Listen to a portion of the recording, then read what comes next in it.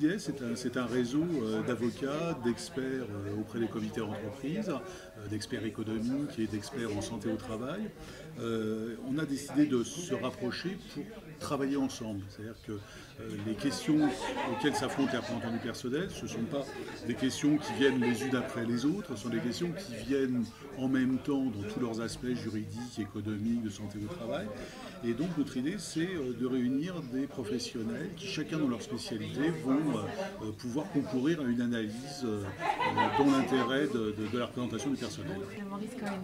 Alors, le cercle Maurice Cohen, c'est un cercle qui est né en 2014 sur l'idée qu'il n'existait pas alors on n'aime pas l'expression think tank, mais enfin tout le monde comprend ce que ça veut dire, qu'il n'existait pas de think tank qui soit spécialisé sur la question de la représentation du personnel et surtout qui n'aborde pas cette question de façon progressiste. Les think tanks existants ayant surtout l'idée que les représentants du personnel sont là pour expliquer aux salariés la politique des directions, c'est-à-dire la politique des actionnaires. Et nous pensons fondamentalement que dans une entreprise, il y a des actionnaires, il y a des salariés et que leurs intérêts sont, je dirais, ontologiquement, par essence, des intérêts contradictoires et qu'une représentation du personnel est là pour recueillir de l'information, donner son avis et finalement être en contradiction avec les intérêts des actionnaires pour représenter les salariés.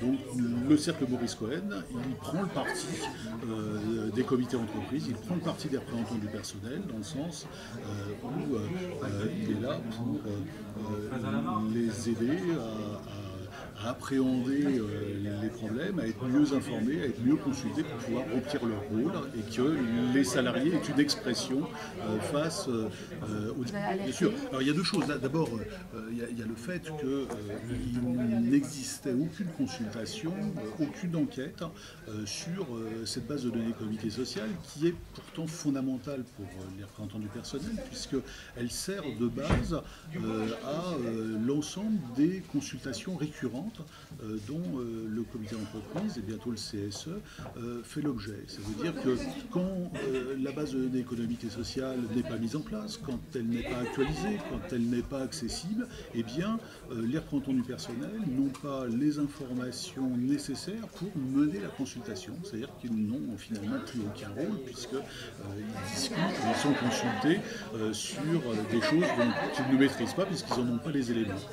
Donc, évaluer après 4 ans ou 5 ans si ces bases de données économiques et sociales ont constitué un apport pour la représentation du personnel, ça nous semblait tout à fait essentiel.